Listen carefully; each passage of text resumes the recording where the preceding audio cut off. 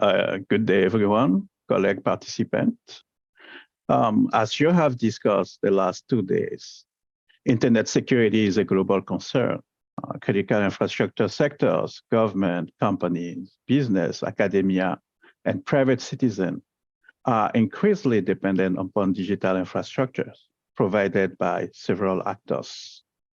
In this section, we would like to reflect on how the computer security incident response teams, also called the fire brigade of the internet, promote or can promote routing security and the adoption of manners.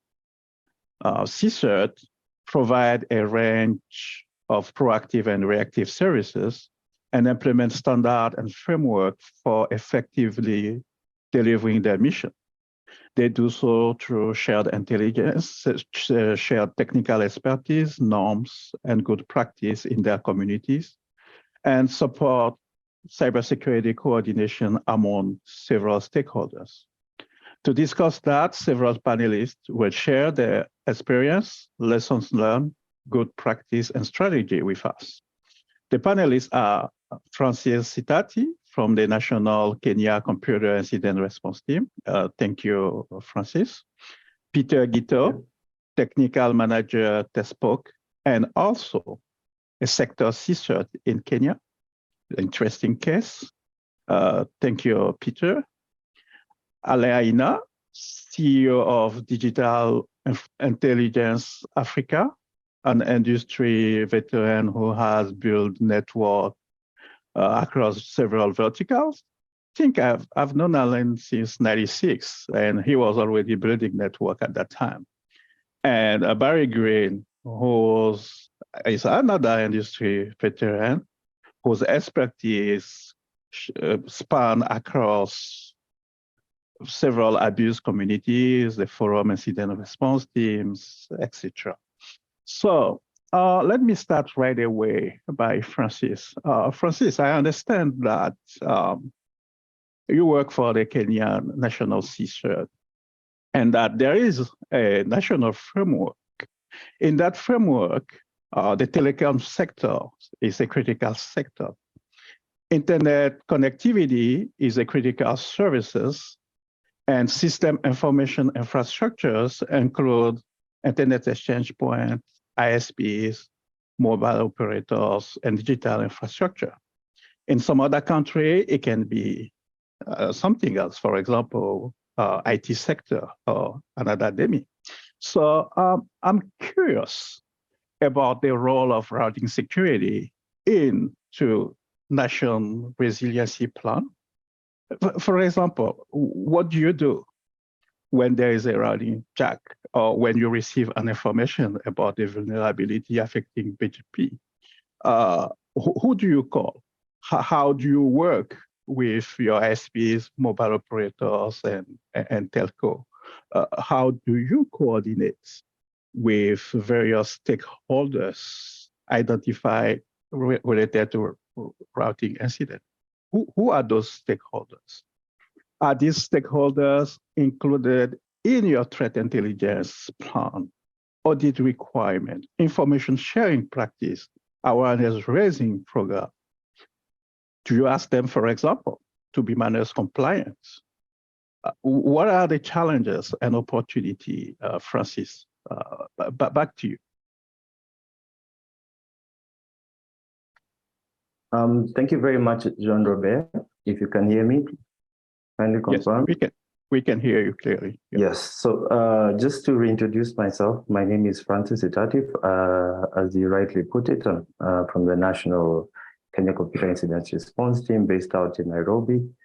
And thank you very much for extending this invitation to us to take part in this webinar. And just in the interest of time, let me just jump right into the discussions.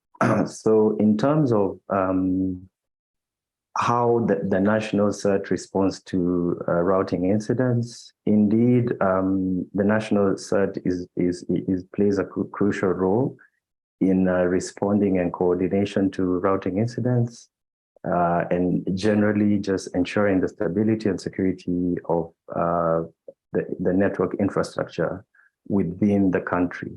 So there are various ways in which the CSIRT assists in response to right-wing incidents. The first one has to do with incident risk detection and analysis, whereby we have teams that continuously monitor network traffic, and we analyze routing data, basically just to try to establish whether there are any discrepancies or anomalies that are affecting the routing infrastructure. So we have teams that look out for, route leaks, misconfigurations, and basically suspicious routing behaviors or tendencies. Also, at the CSIRT, we coordinate, cyber incidents. We act as a central point of contact for receiving of these incidents, and we coordinate with various stakeholders, including the internet service providers, mobile network operators, these are the players who the bulk of the traffic passes through their infrastructure. So we do have communication channels whereby we exchange information and we share updates, etc. Also, in terms of incident response and mitigation, whereby we work to contain and mitigate various incidents efficiently and efficiently, basically. We conduct impact analysis and possible severity of the incidents. We also assess the risk of those incidents to the network infrastructure and determine the appropriate responses affecting these stakeholders.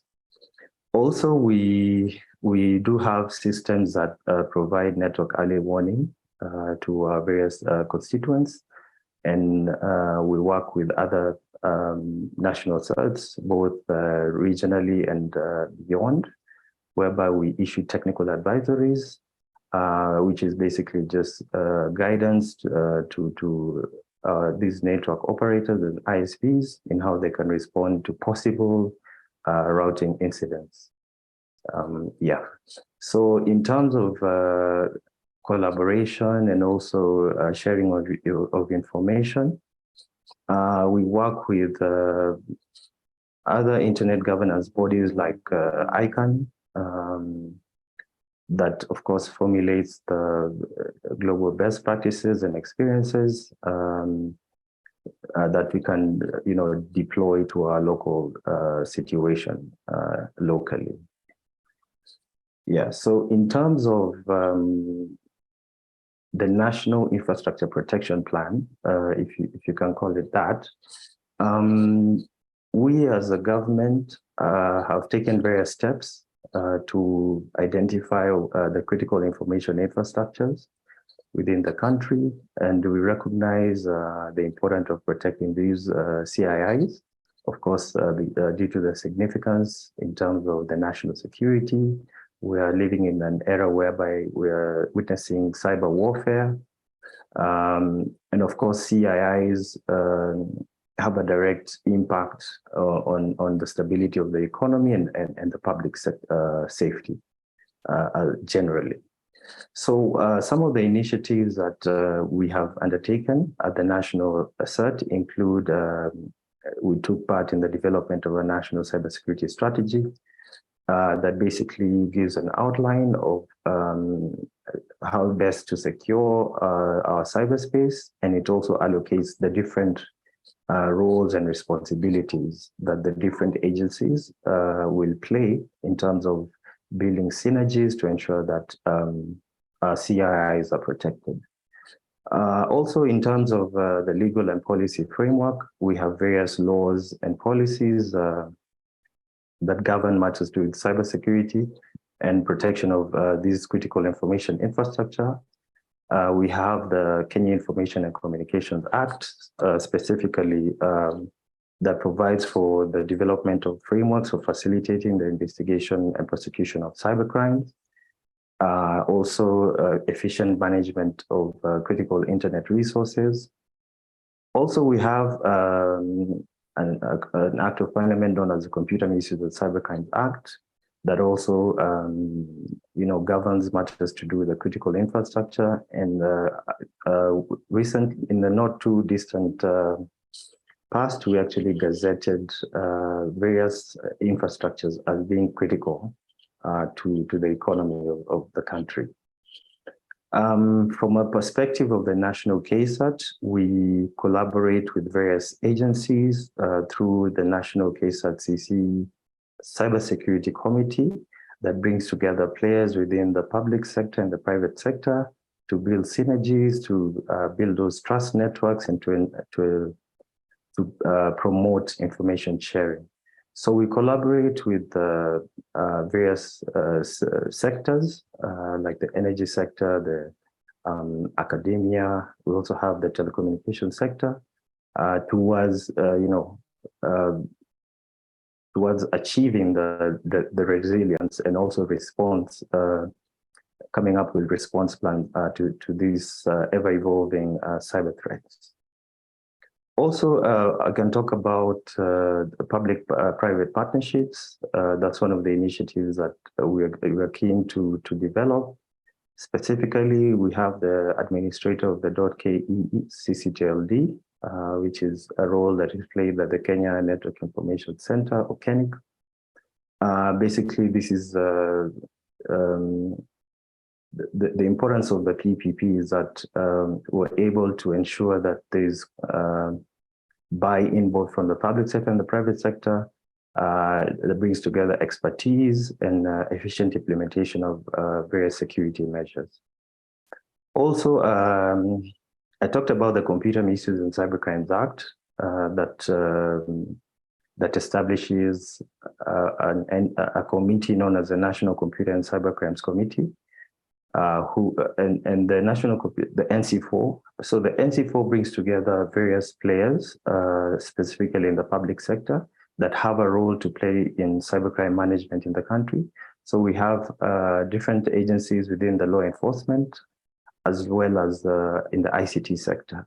So the NC4 is has one of the responsibilities is to conduct risk assessment and classification of some of these CIIs to evaluate perhaps the threats and vulnerabilities that they're in, and also analyzing the impact of possible disruptions and identifying also the most critical assets that are required to protect. Moving on, whether managing risk that is inherent to internet routing is part of our technology sector specific plan. I'd like to report that indeed managing risk inherent to internet routing is an integral aspect of securing CIIs and is typically addressed in the sector-specific framework that I mentioned earlier, and also the National Cybersecurity Strategy. So the aspect of risk assessment I talked about, briefly mentioned, and its aim is to basically identify and understand the potential risks and vulnerabilities that there exist.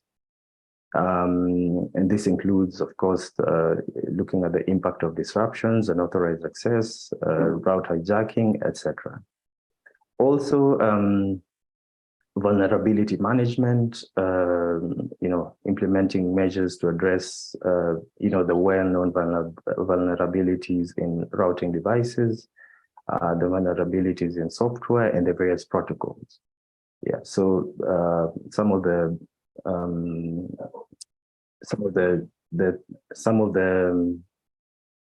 what we advise some of our stakeholders includes regularly updating and patching routing equipment, staying informed about, we inform them about potential vulnerabilities, new and emerging vulnerabilities, and also best practices for secure configurations. Also, with regard to secure routing protocols, deploying secure routing protocols such as the Border Gateway Protocol security, BGP security, which of course adds cryptographic protection, is significant in preventing route hijacking. In terms of the current and future risk management considerations that I will talk about from a CSIRT point of view, I think we're looking at, just a moment.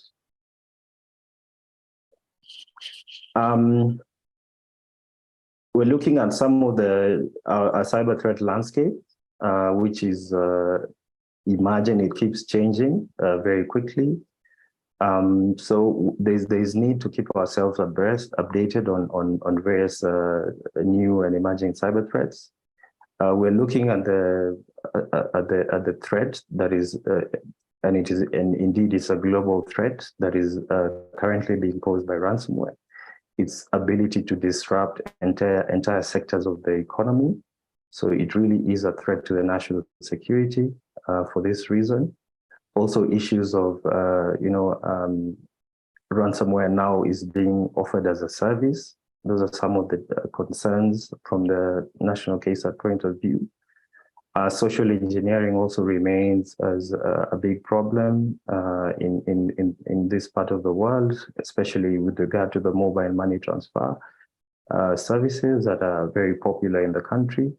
It really remains a big threat, and there's a lot more we need to do in that respect.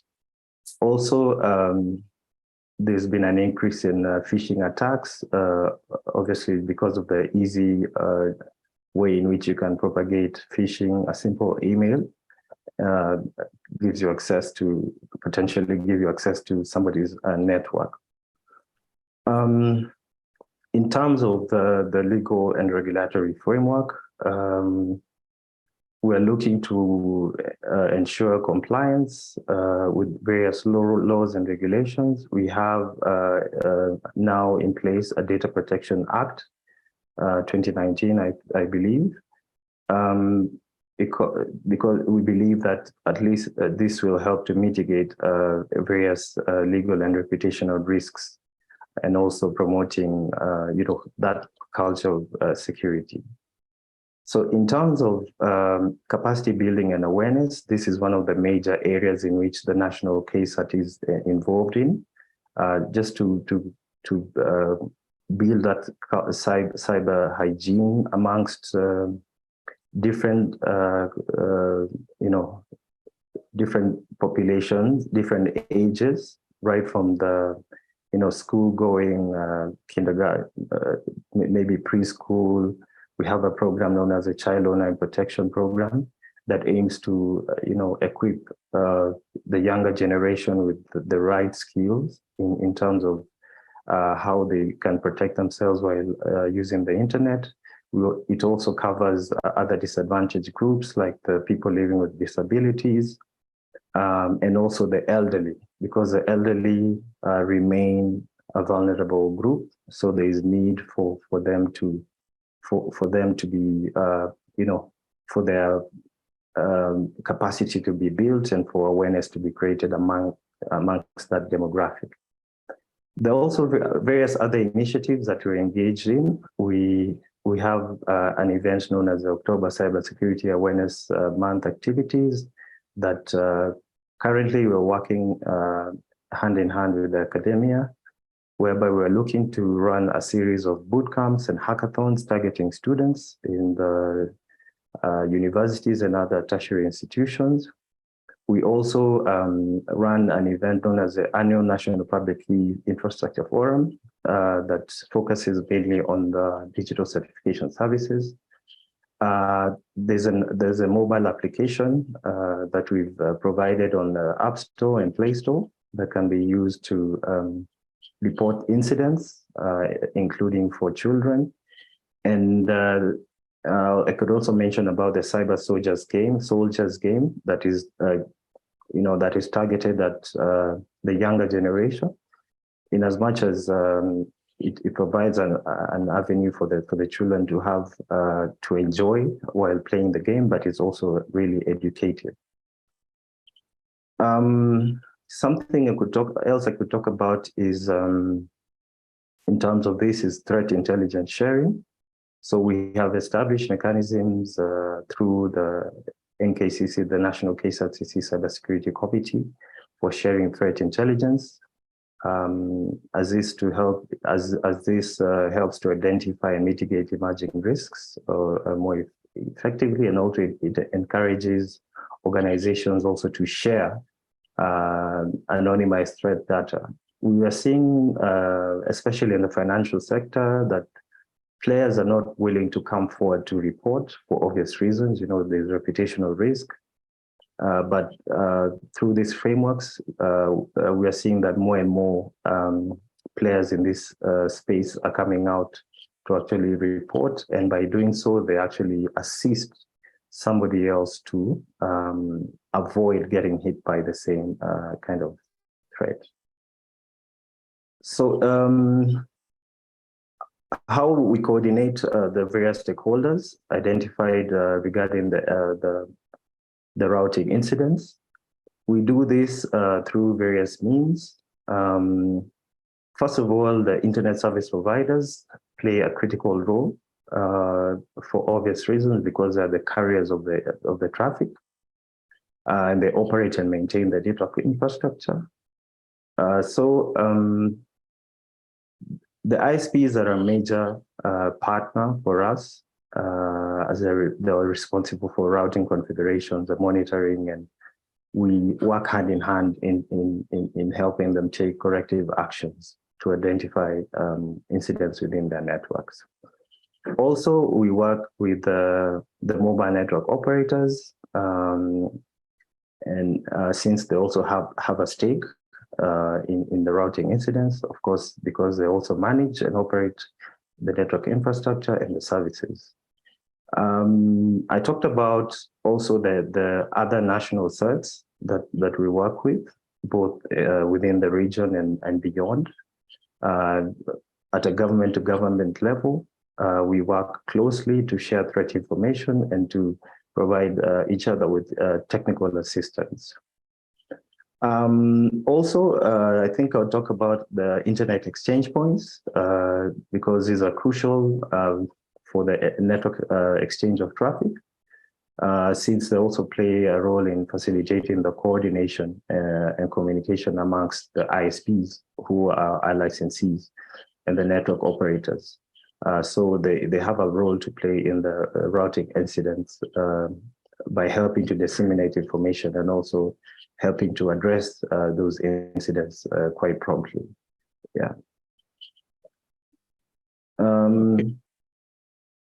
Am I out of time? Yes, one more minute and then. Okay, thank you, Jean-Robert. So in terms of the stakeholders involved in threat intelligence and the audit requirements and information sharing practices, as well as awareness raising programs, I think I talked about the various other national CERTs, ISPs, network operators, and also industry associations. We now have the Kenya Cybersecurity and Forensics Association. That is an association that brings together players within the cybersecurity and also the digital forensic space. And what we do is that we contribute to the collection, analysis, and dissemination of threat information, and also including information of the indicators of compromise, as well as various other vulnerability and attack patterns. Yeah, so I think in the interest of time, allow me to stop there. Thank you very much for your attention. Thank you very much, Francis. You highlight a couple of things, and I put Peter on the spot. But Peter, let me quick ask a few questions to Alain before we get back to you. Alain, you have built numerous network across several stakeholders for more than 2 decades. And you have seen many issues leading to routing incidents and also responded to many incidents. So what do you see as issue in securing internet routing? I mean, in terms of challenges and opportunities. Are you aware of existing good practice? How can we improve the situation, and what stakeholders can we bring into the conversation? Back to you, Alain. Yeah, thank you, Jean-Robert, and thank us for inviting me to share my perspective regarding the routing securities and the miners. And yes, you call me a veteran, and okay, I have to accept it. And then we have been in the industry for several years, and I've had a chance to deploy and manage several network and infrastructure across Africa. So the last one I completed was the Wakren network, West and Central Africa Research and Education Network. So, and also as Afrinic staff, because I've passed there too. I passed there as well as Afrinic staff. I had the opportunity to be part of the initial discussion, which led to the RPKI inside the RIR staff and community. And I have a chance, I also privileged to lead the deployment of RPKI at Afrinic. So, but back to the topics and the role of the CSIRT in the routing security, and to address your question. So I'll make few comment on the topics first, then I will go and try to share my views on the point you mentioned. Routing security and best practices are old issues. Okay. I do remember, and I'm sure you and probably Barry Greene and few people there online may remember that in Cape Town in 2000, at the first AFNOG meeting, I gave a presentation on denied of service attack, what are they, and how to defend against them in 2000. And a decade later, we started pushing for government involvement in routing security and DDoS and all these things, because we realized that the campaign in the technical community alone, plus the competitions and the market force, will not be enough. Will not be enough. So, and then during Afrinic 13 and Afrinic 14, at the African Government Working Group and Law Enforcement meeting, I also had a chance to give a presentation that time, which was BCP 38, government has a role to play. So just to say that this thing has been on the table for years, and has been evolving. So, but now I can see some progress. I see some progress since then, but also some challenges. According to the Miners Observatory, when I checked a few days ago, I think challenges are still around RPKI adoptions, and the same anti-spoofing. They say anti-spoofing will be advocating around about about the BCP 38. So now to answer the questions, I will go one by one. Yes, some of the threat to the routing, internet routing and related issue I've encountered during all these years of experience Just a few of them. So I will just mention a few of them, but not the one, the typical one. So maybe the first one I do remember here is that at the beginning when we were building network, first some of the issue we face and probably still around today is the lack of backhaul of the black hole filtering, which lead to routing loops and DDoS, for example. And some people they were just very happy to get the /19/18, but they just use a /24 from it, and then they use the default route to upstream, and because they don't put that dev null zero route to black hole the whole /19, then the traffic for the unused space comes in and go back, and then this ping pong and sometimes the length the small pipe at that time get saturated, and so it was a big issue. So, and then if you remember, we have to train people and advocate that people should do this black hole filtering. So that, and the other issues I can point out here is that when you are managing a network, sometimes you have customers.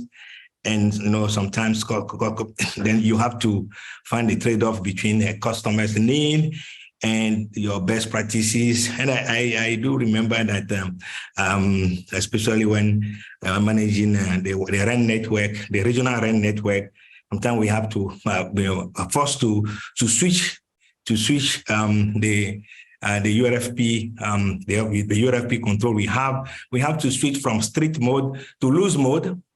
Okay, because some people say, oh, well, we have to go through the ISPs and come back through the RAN net, they come through the RAN network, etc. But when we go through your network and we come through the ISP, it works. But when we want to go through the ISP and come back through the RAN, it doesn't work. So we have to move from strict to loose, and sometimes you have to totally disable the reverse path check, because that's what they want. And it's very painful because we know that these customers have no filtering, and we at that time we reported many issues from them originating packets with bogon IPs, and were involved in some botnet and malicious activities. And the last one I'll point here, but which is also related to the routing and all this filtering, is the challenges we had at some time at AfriNIC to debogonize the new IP block. Yeah, when Aina used to allocate the /18, when then the AfriNIC get the /18, okay, we need to make sure then we have to advertise this, okay, and look at the routing table and run a campaign to tell people, please remove this /8 from your bogon list and this, etc. But sometimes people don't follow. And then when AfriNIC start allocating, so this point to people not maintaining the filters. And you can imagine this has a big impact, okay? And even those, we also see that even though when the bogon list has been updated and we have run the campaign, sometimes still you still see people's carrying old filters and not accepting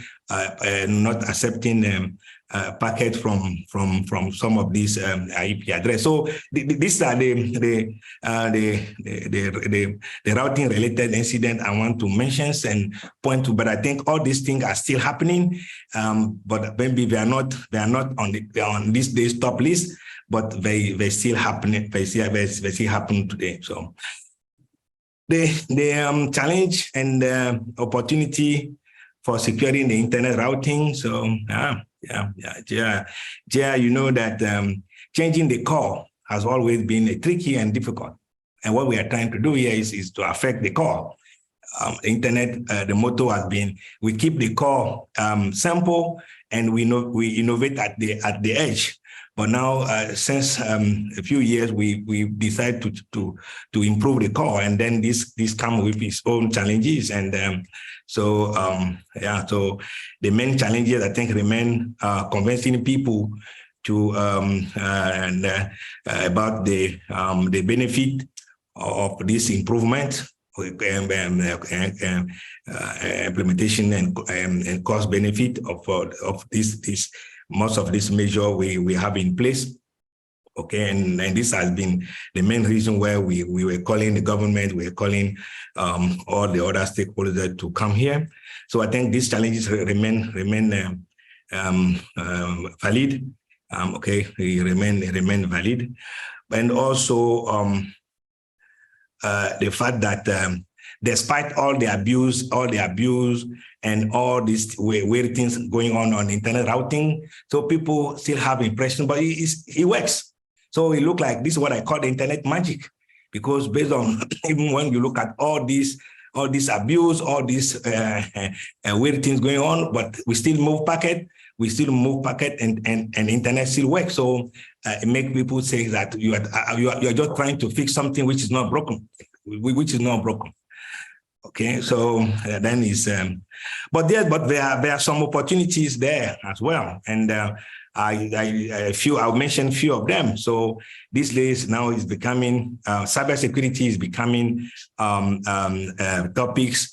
Is becoming priorities, and the government, law enforcement, cybersecurity agency are more receptive to this technical detail. So, you know, in the early days, this agency, they don't see the IP network routing, even DNS security or even mail security, but now they are now getting very specific on what you should do.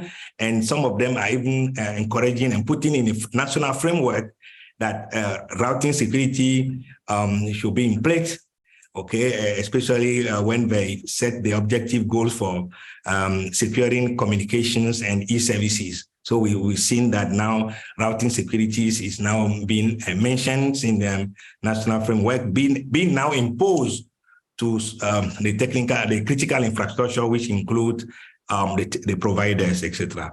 The other opportunities I see here is that the exhaustion of IPv4. The exhaustion of IPv4 and all these things going on and happening in the routing table. Now people care more and more about the IP ownership and right to use and routing status.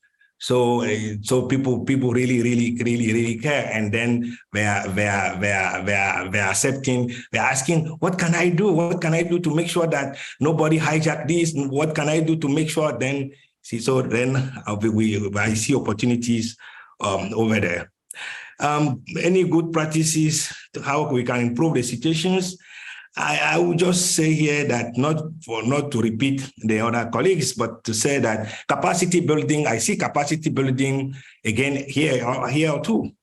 Okay, we need to go back to hands-on and teach routing again, because if you look at the routing and routing securities tracks, things are involved, and we should not take it for granted. We should not take it for granted, because the fear to break the routing, or the fear to tackle some unknown or uncertainties are a big stopper for people trying to implement some of these things we are asking them to do here. So building confidence through building capacities is also very important. Then lastly, what are the stakeholders? What stakeholders should be involved? Yeah. The National Security Agency, okay, I'm going to focus more on these people. Okay, I see here we are here to talk about CSIRT and CSIRT, but I think the National Cybersecurity Agencies, the CSIRT and CSIRT, the telco regulators, ICT regulators and the regional telecommunication union, Commonwealth, and R2, or all these people need to be involved. But everybody knows that, for example, if ITU make a decision, make a decision that the member states should implement something, it gets some momentum. So I think this is things I want to say here. And thank you, Jean-Robert, and I hope I answer all your points, but I'm still here if you have any other concern or things. So thank you, Jean-Robert. Wow, very impressive. Thank you very much, Alain. I think you touched a couple of points, and also which call the other speakers into action. So I'm now going to add some specific questions. And also something that you mentioned also is the need for global communication, and also bringing our area and different stakeholders like bodies like UN, ITU, etc. In the discussion. Thank you so much. So Peter, this takes me back to you. So you work for the Kenyan Internet Exchange Points. It's, as definition, it is called the facility that keeps Kenya internet traffic in Kenya. But KSP is part of the telecom sector, critical sector in Kenya. And you also have a sectorial CSIRT teams. So Francis talked about the national framework, the different sectors, etc., the integration, and also mentioned that there is a sector-specific plan. What I would like to know is how do you work with the national CSIRT from your sector plan to the national plan? How do you coordinate back to your membership? How do you coordinate like issue related to routing incident, but also how do you implement good practice within your membership community? For example, does one of your members have a CSIRT teams? How is the relationship in terms of, again, minus adoption, coordination of routing incident? How is that relationship when your member have a CSIRT team and when a member doesn't have a CSIRT team? Do you ask them, for example, to be manus compliant? Do you provide advisory services? What do you do in terms of infrastructure resiliency strategy? And also, alluding a little bit on what Alain said, what do you do, for example, when one of your members is not responsive? So back to you, Peter. We would like to hear from your perspective. Thank you, Jean-Robert. I work for Kenya Internet Exchange Point, which is the local ISP which was founded in 1999. I was there initially when it was set up working for a small internet provider at the time. And it was set up under the auspices of the Technology Service Providers of Kenya. That is an industry association that then, in this particular discussion, comprises a sector CERT that would then sit on the national CERT for the purposes of coordination and working together. The Technology Service Providers Association of Kenya also does advocacy as well, which assists in critical infrastructure management with regards to it is a discussion among themselves, that is the owners of the infrastructure, as well as other infrastructure operators, in this case, roads and water infrastructure, which would have an impact on our own members' critical infrastructure, that is the telecommunications infrastructure.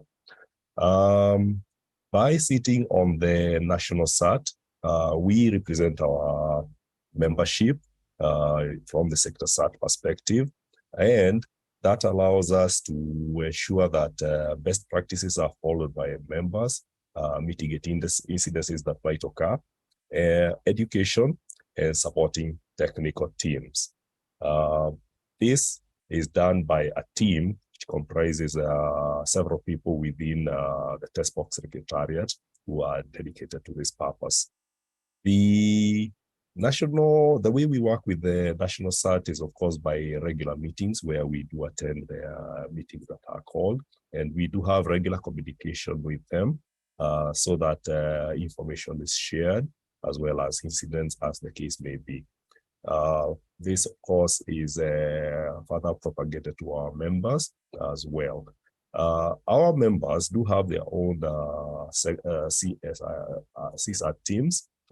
This is in addition to them being sector CERTs in themselves. To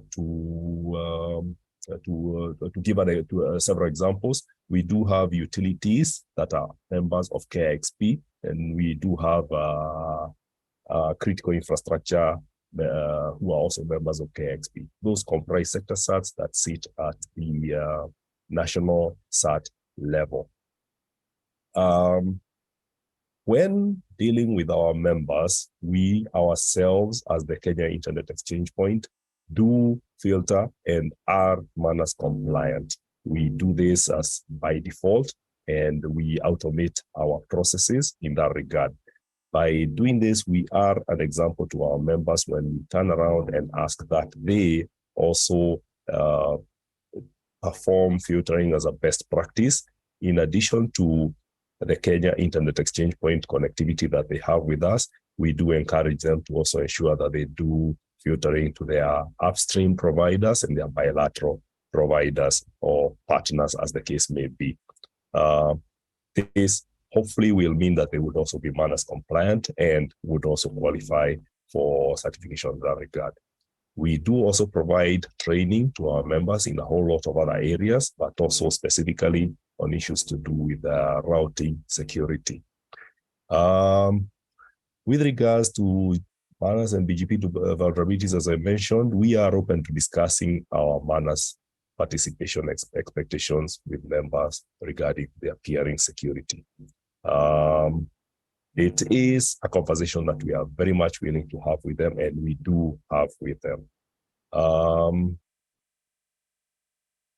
On issues to do with the members' responsibility, that is an area that is an opportunity to exercise some patience and diplomacy while educating them. This is because they are a member, not just a customer, and we have to hold their hands and work with them on whatever the issues may be.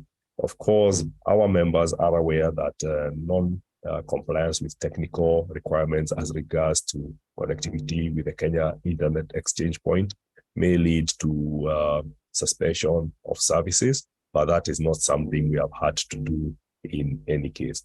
As I mentioned earlier, the fact that we do filtering by default means that the opportunity for a routing incidents across the exchange point is mitigated. And by automating the entire process, we hopefully operate an exchange point that will not be subject to routing security incidences. Jean-Robert, hope I've covered your questions. Yes. I have a few questions, but let's hear from Barry, because all the speakers are pointing towards some specific things that I would like to ask Barry, and then we can come back to question. I have a couple of questions that I would like to ask the speakers before I open them up to the community. So Barry, I think that you have a presentation, but so you are another industry veteran and you have seen a lot. From the global norm, anti-abuse, forum incident response team perspective, you have a lot of experience. You have seen practices, you have seen issues, you have seen challenges. We have heard from previous speakers. What are your views on improving area and key action that we can take? Are there concrete action that we can take from this session that we are having? I would like to hear your thoughts. So if you can hear me okay, what you're hearing from all the presenters so far is that we got a lot of security problems. And the security problems are not going away. Several of us on here, we're at the pizza party building the Kenya Internet Exchange decades ago. Now think of that, decades ago. And we're in this boat right now where what we're doing, and you hear a lot of people say, well, we're doing all these things in the national CSIRTs. We're doing all these things in ISPs. It's not producing the results we expect. We're in a crisis point. So there's there's a community that's growing is saying we need to rethink everything. What we're doing is not going to save us, right? So we have to question what we do. So here's some thinking around this, and this is going down towards actions, like what ISPs can do, right? So if you can see, everybody see the slides, okay? Yes. Yeah, okay, good. All right, so let's think through this right now. I'm a martial artist, Miyamoto Musashi. If you're a martial artist, you kind of listen to the things he says, you can only fight the way you practice. When I teach workshops, I go and tell people that you will only be able to respond to the crisis situations if every single day you practice. That means every single day you need to go out there and fix it and remediate it and plug the holes. That is especially true for national CSIRT teams. And I'm seeing this throughout the different parts of the different world with different CSIRT teams. And I've run national CSIRT teams, built national CSIRT teams, built CSIRT teams in every organization I've been in. So I understand sort of the dynamics of the responsibilities. But if you're not taking action every day, then you are not going to be prepared for when the crisis comes. And by action, so let's take one of them right now. Let's take one of them to route and security, because this is a route and security workshop. We have a huge freaking problem. It's not about signing the routes. Yes, signing the routes is important, but there are two critical dependencies. Critical dependency number one, if your BGP session is down, it doesn't matter what you have signed. And this came up after a DDoS attacks, 2 DDoS attacks reported earlier this month. What did they target? 179. Took down the session. You target 179, what happens? Your BGP session goes down. So I do a quick check because I'm investigating this and saying, okay, that's interesting, all right? 300,000 based off of Showdown. So I quickly call up my Shadowserver buddies, right? Or on the Showdown report here, you can see the ISPs out there. Some of the biggest service providers on the planet have open port 179 ports. And if they're open and they're scannable by Showdown, they can be targeted by a DOS attack, all right? So I go shut Shadowserver and say, hey, we need to start doing scanning, right? So I'm a Shadowserver volunteer. So we go out there, we quickly put out a report. This report is sent to everybody here. I hope that everybody here is getting your daily Shadowserver reports or using the API to pull down the materials. There are 2 new BGP reports into that. National CSIRTs, you should have the report on every single autonomous system in your country. Let's say that again. National CSIRTs can get reports from Shadowserver from every autonomous system in their country. That means you can monitor for critical infrastructure, because all those 179 ports is a crisis situation, right? So you take something like this, and can we as a community say, okay, every single day I'm going to start talking to autonomous system in my country. We're going to go out there and say, let's build a roadmap to secure the BGP sessions. Now, security BGP sessions, you can throw you can throw an access list on it. You can use different tools like general purpose TTL mechanism. You can go out there and obfuscate it with loopbacks. I'm going around and talking to different operators and updating the training materials with it. I'll put the training materials I did 2 years ago for AfricaCERT in 2022, so people can watch those videos. But these are the things you need to do and sit down and have meaningful conversations with ISPs. You know, what's happening in Kenya is kind of unique. I go to other countries like in Asia Pacific, and they're not having these sort of conversations out there, right? And you look at it today by autonomous systems, it's not just the ISPs, it's your critical infrastructure. We're moving to a realm where the security crisis is to the point where it is kinetic threats. Kinetic threats means it's physical threats. There are medical communities in the hospitals who are hiding the impact risk of ransomware getting into the hospitals, causing chaos inside the IT infrastructure in the hospitals, and people dying.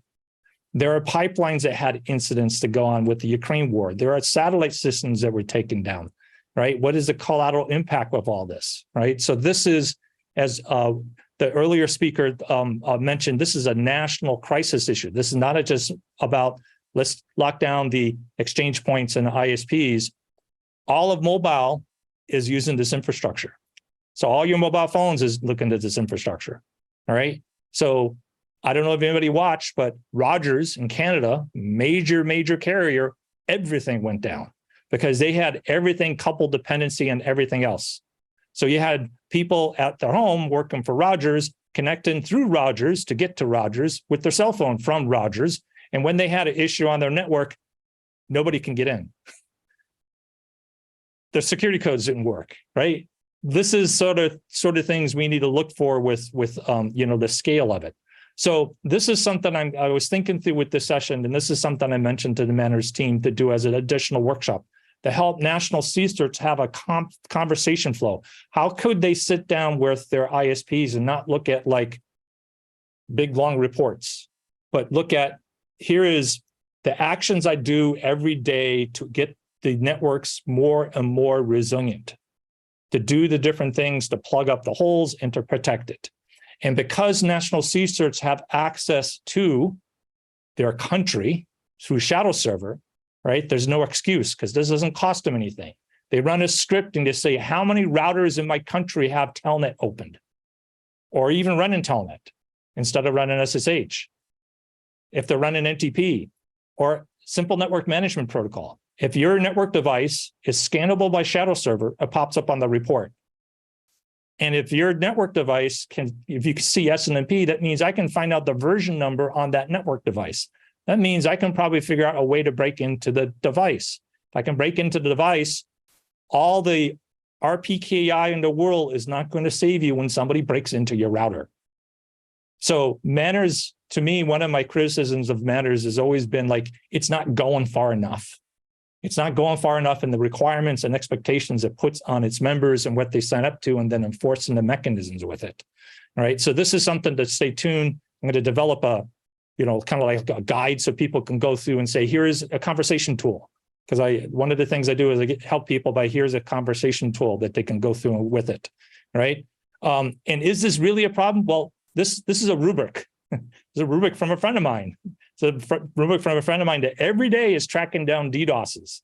And every day he gets frustrated, he says, this particular autonomous system is a Manners participant. This particular autonomous system is not doing source address validation. They will not pick up the phone when I need them to go plug the hole. And they are a part of the problem, not part of the solution.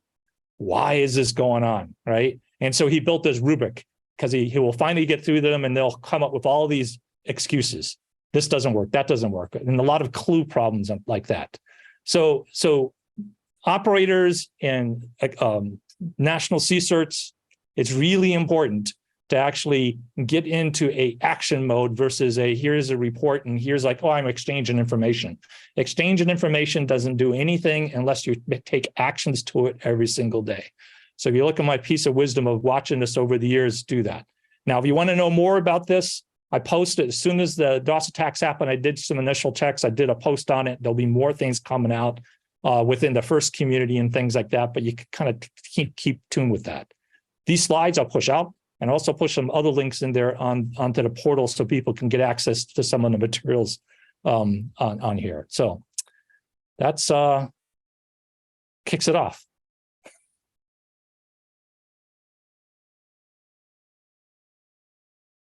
Okay, thank you very much. Very impressive. So I think that we have a couple of line of action, and we need to go back to practices, to exercise, etc. I will open the mic to the community participant in case they have some question to the speakers. If we can wrap up everything within the next 15 minutes, that will be awesome. So do we have any questions from participants or suggestion, additional comment?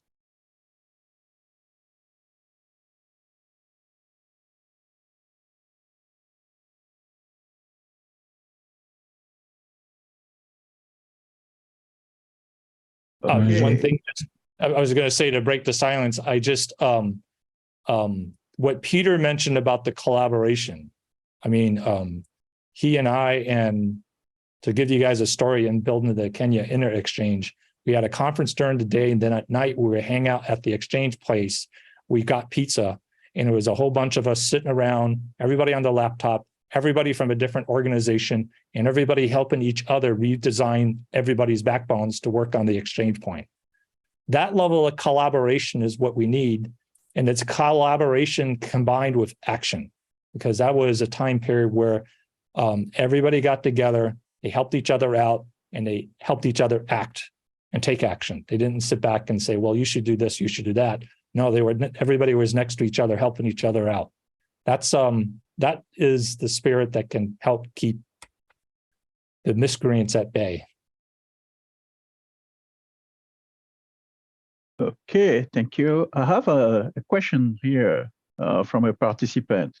It is very interesting to hear that Manners is not going hard enough in terms of requirement, which it imposes on its members. I would be very curious to know why that is the case and what impact it has. Also, why do you think Manners is not expanding at the desired rate? What are the barriers to these members, network operators, ISPs, etc.? And thank you all for your time and valuable input. So it's for all of you. Who would like to start?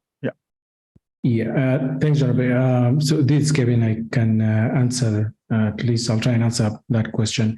So thanks, Ahmad, for your question. So in terms of Manners and the requirements asked of members, and why perhaps it may seem sometimes it's not enough to address some of the challenges that have been mentioned this call.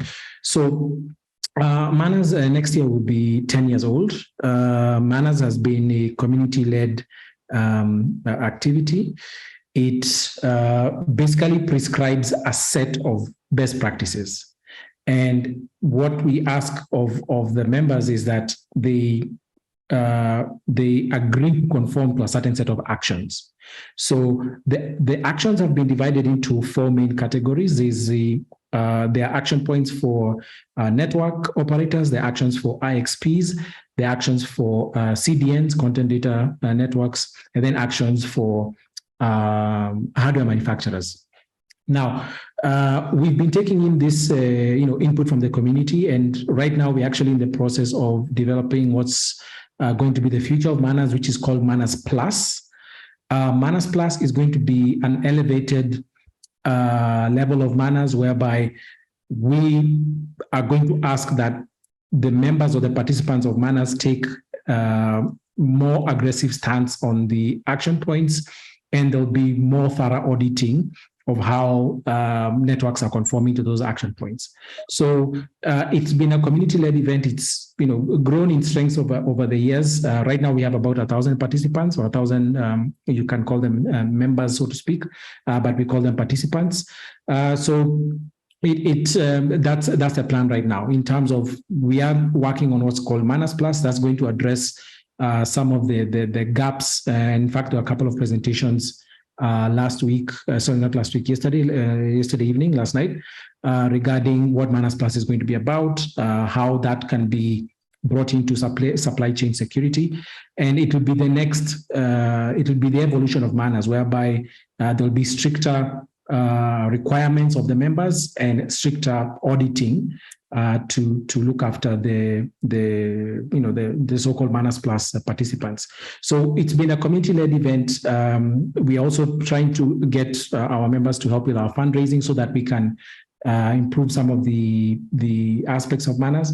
So I'll ask you to maybe have a look at the session that went on yesterday called Manners Plus. It goes into a lot more detail, but in brief, Manners Plus is going to ask a bit more of its members and ask that they be more engaging, more aggressive with the actions that they're signing up to. Now, in terms of expansion, we are trying to promote Manners as much as possible through events like this, through various NOG events, network operator group events, through working with new communities. That's, in fact, exactly why we have this session today with our CSIRTs, because we feel CSIRTs are really going to help us to increase the number of Manners participants and also awareness. I can say there's also an awareness challenge where most people will focus on my network security, like, yeah, I have a firewall, I have antivirus, I have anti-malware, and so on. But the realization that you can be the victim of a hijack that takes place even outside of the country, that level of awareness is not really as broad as it should be. So events like this, the Routing Security Summit, the presentations we do at our various NOG meetings, it's aimed at increasing the awareness and asking more network operators, more IXPs to sign up to Manners and conform to these best current operational practices. And also, we've also recently started working with governments. There'll be a government session tomorrow because we are hoping to work through governments to engage more of the stakeholders in technology to sign up to Manners, to understand the issues of routing security, why it's important to sign up, and maybe derive some policies there that can be of use at local level to guide network operators and other players to be aware of routing security and also adopt these best current operational practices as described by Manners. So let me stop here because of time, but I hope you've answered most of the question. Okay, thank you very much. Do we have any additional input, Barry? Additional input would be, and this is one of the problems with the Manners Plus, watching it, and this was brought up during AfricaCERT this year, is there isn't it's not about the auditing, it's about the accountability.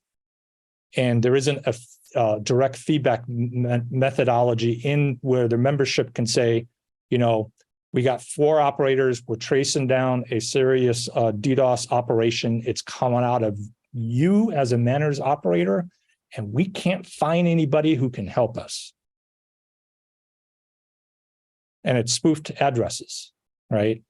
And who do you go to on Manners? So these are Manners members talking to other Manners members, and there's a frustration that's building from an operational practice standpoint. So yes, doing more requirements and getting more tools out there and funding more tools and doing more measurement, that's all good. But it's the action point that's going to help us. Measuring the problem as the problem keeps on increasing doesn't really solve the problem.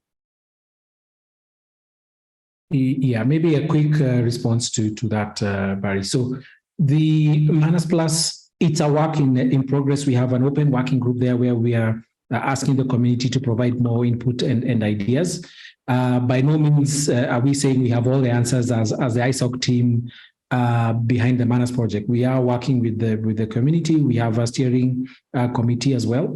There is right now a Manners working group that is looking for ideas, looking for suggestions. But the main idea, the main general approach for Manners Plus is it's going to be an elevated criteria or elevated category of Manners, where those who sign up and are accepted to be Manners Plus members or participants will be taking stricter action to make sure that they conform to those manners best kind of operational practices. And that could also involve what you're talking about, quicker response time, maybe even a bit of automation in terms of, instead of just waiting for someone to pick up the phone and take action, are there ways that the community can work together to automate some of the response, so that you don't have to always wait for someone to come and take action, or to make a change in the network. So a lot of issues are going to be issues that people have to take action. And since it's a CSIRT session, one of the things to take back from this summit on this particular session with it and talking to CSIRTs, most of the CSIRTs that you would be talking to are members of FIRST. Perhaps a big summit with Manners is talking with the FIRST community and learning from the FIRST community how different parts of the FIRST community, whether it's AfricaCERT or in Europe or in Latin America, especially Latin America, they do exercises. You can have all the requirements you want, but you got to exercise it. You got to do it. The analogy I give in teaching is you can have a bunch of people have a bunch of requirements at a fire station, reading their requirements. But if you don't practice on your tools around your fire engine, and you go to a fire and you break out the books trying to figure out what to do, the fire's, that's it. You got to practice. So yes, you can come up and do the requirements.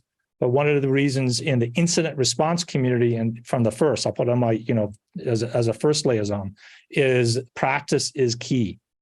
Come over requirement, you have to okay, here is a route, we got a route leak. All right, let's do an exercise where people jump on and make sure people can call each other during a route leak. Oh, we got a hijack. Oh, we got a hijack that's intentionally doing an incident, right? So you exercise it and kind of see, does the systems work out well? Yeah, I agree, Barry, and apologies, my camera is not working anymore, but that's exactly why we want the CSIRT community to bring out their experience in terms of responding to incidents. So as I mentioned, our focus a lot has been on building the best current operational practices. Now the next level is incident response, which is where now the CSIRT committee comes in. And you've said it. I think you put it very well, that there is one thing to draft the guidelines and the best kind of operational practices, but then is another piece of the puzzle, which is the incident response, and that's exactly why we are very interested. This year, I met Jean-Robert at the AfricaCERT meeting and FAST meeting, and we had this discussion and said, I think it would make very good sense for the manners community to find better ways to integrate with the CSIRT community. And my other colleagues in the manners team, they've been attending the FAST meeting and so on. That led to the creation of a special interest group within FAST for looking into routing security. So it's, I think it's a work in progress, and I think it's something that both communities can integrate and work on. And, I think we both want the same thing. We both want safer networks and a safer internet for everyone. Yes, and Kevin, to add something to this, in addition to what Barry just said, in the CSIRT community, people constantly train themselves through tabletop exercise, through cyber drill, different kind of ways to keep themselves alert. So if we can come up with, together with Manners and ISO, with different kind of exercise that can put people into real case scenario, that will be interesting. There is a last comment here, and then after that we will close the session. What incentive that Manners offer, think should offer to organization within the internet community to grow participation in the program? And I will add to also encourage good behaviors. Kevin? Yeah, I can answer that. Thanks for the question, Ahmad. So as I mentioned, Manners no cost to the participants who sign up, and the first stage would be to apply and say you'd like to become a Manners participant. You can be you can join under one of the 4 programs that I mentioned: network operator, internet exchange point, CDN, and equipment vendor. Then once you join in, you'll get access to our Manners Observatory. So the Manners Observatory is a dashboard of routing security globally. You can use it as a way to know how well your network and also networks around you, and also how your country or a region is doing in terms of routing security. It's a free observatory, but once you become a Manners participant, you get elevated access to the observatory. There's an API that you can use to plug into other tools, like if you have a security incident tool, a CM tool, you can plug your API to the Manners Observatory, and you can get alerts relating to your network and routing security incidents like leaks and hijacks. You'll also get conformance reports. So a conformance report is a monthly health check on your routing security. It's just a one-page document that says, this is your network, this is your AS number, these were the incidents that perhaps your network was a victim of or was involved in. So you basically get a health check report of your network and understand any security incidents that may have involved your network. And then also you're joining a community of security-focused network operators. We have a mailing list. We have the steering committee, which you can join in and also participate and contribute. We have the Manners Plus working group, which I've mentioned here, which is also open to participate. You can register and contribute. And we're looking for ideas. And I think the more people and the more communities that we engage in, the better the internet security will be for everyone. Okay, thank you very much. Thank you, everyone, participants, speakers. And on this close note, I hand back the mic to you, Kevin, for the closure. Yeah. Thank you. Thank you very much, Jean-Robert, Barry, Peter, Francis, Alain. Thank you very much for your time and contributing your knowledge and expertise to the session. It is very, very highly appreciated. Speaking from the Manners team, we're really looking forward to engage with the CSIRT community, see how we can collaborate. So this has been a very useful session. To all the attendees, also thank you very much for your time. There's a short poll there which we'd like to collect from you in terms of what was your biggest takeaway from the session. You can follow up for more sessions. There'll be more sessions tomorrow. And you can also you can also get the recordings from the past sessions that took place from Monday. There have been very interesting sessions. We started with training tutorials. We had very good sessions yesterday on Manners Plus. Today also was a bit of research, and then tomorrow there'll be also a very engaging government session. Please, we encourage you to follow as many sessions as you can. I see a question. Can I get a copy of the recording? Yes. So all the recordings will be available. And if you're following the Manners Twitter page and us on LinkedIn, you'll get further information of how you can access the recordings.